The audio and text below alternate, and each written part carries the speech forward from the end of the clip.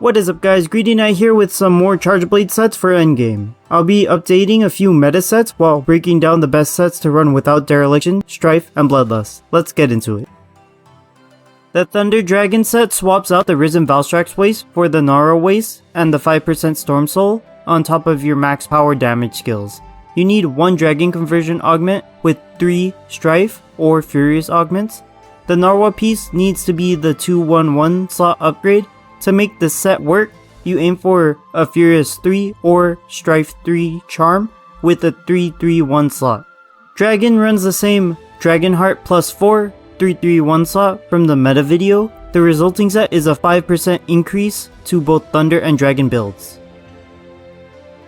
For a Frostcraft build, you run the meta super spam set, but you drop the Strife charm and use Frostcraft plus 3 instead, settling for 2 Strife augments instead of 3. The main difference ends up being Frostcraft investment. The 4th bar is a 30% increase, the 3rd bar is a 20% increase, and the 2nd bar being a 5% increase. To gain the maximum boost consistently, you focus on Sword and Shield mode and file gathering to get red shield and 2 rounds of files. Then you sheath your weapon and charge up your Frostcraft bar, using your axe draw attack into an SAED for quick damage. You have the option to plant a small barrel bomb and use your guard point to boost your file damage further. The non-dereliction sets drop all life drain skills consisting of Dereliction, Bloodlust, and Strife to maximize survivability. The main use of these sets is to grind 270 plus anomaly rank investigations without the risk of carding. Once you master the new moveset of each afflicted monster, then you can swap back to meta sets. The super spam core, consisting of the Risen Valstrax helm, chest, and waist, are present with the Furious arms and legs taking the place of Archfiend. You augment for 1 level of Furious, 1 chain crit, and 1 element exploit by rolling off the useless affinity skills. You are left with any other 2 augments and a free charm provided that it has a 3-3-1 slot distribution for guard decorations. The damage is roughly 700 per file on 25 hit zones, so there is a 300 file damage difference with the meta sets and their 1k damage. For the fire set, you run the 3rd Teostra blessing to negate Chameleos' poison.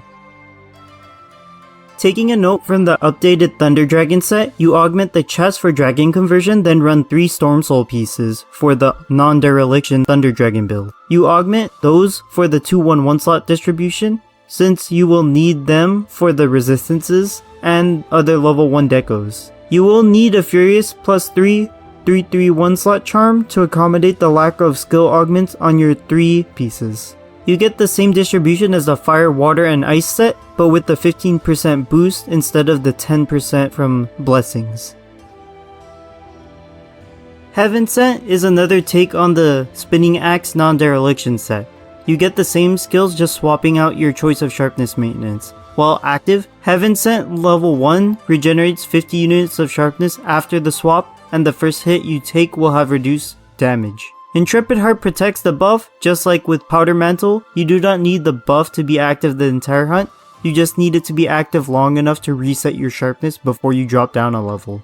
The only drawback is that you cannot afford to constantly get hit because each hit resets the activation timer. This set is extremely useful for arena style maps since you can resharpen mid-fight. Razor Sharp has the pitfall of requiring you to mount your Palamute to get a safe and mobile sharpen, and Blade Scale Hone requires max evasion window and a safe attack to evade through. For augments, you roll off the Frenzied Bloodlust on the Risen Shigaro pieces and 1 level of Crit Eye on the Teostra chest for build-up boost or Mill of Hellfire while using the base augment method on the Amatsu and Risen Kushala pieces to roll on a skill without losing a skill. The Dereliction version of the Heaven Sent set uses the Archfiend arms. You have to drop 1 level of Dereliction and the Archfiend legs to make this set work. The raw Dereliction boost outperforms its element boost, while the raw Mill of Hellfire boost outperforms its raw boost.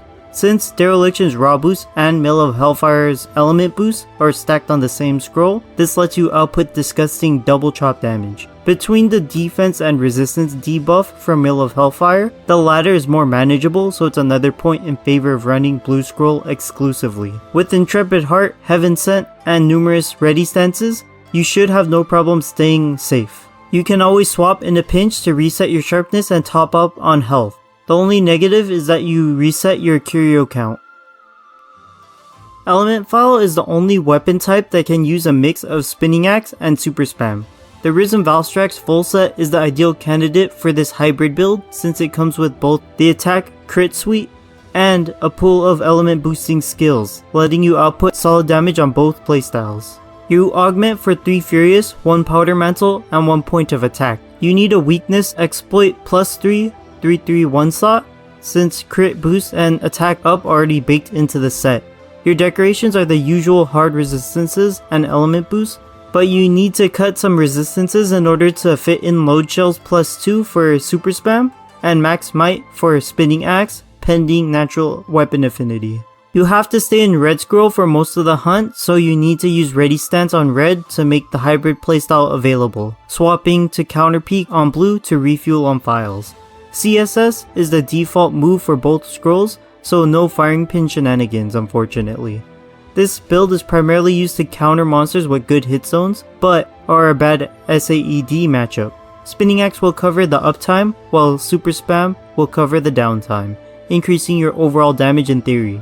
You have to practice the playstyle to know when to pop an SAED or spam your chops. Lastly, this set lacks any sort of sharpness maintenance, so Raknakadaki, Vake, Narwa, Frostycanth, and Valstrax become your white sharpness defaults, with Defense Grinder to mitigate any shield-based sharpness consumption. Like if this video was useful to you, consider subscribing if you want to see more content like this. Comment down below anything I missed or anything you want to talk about. That's all I got for this one. Greedy Knight, signing out.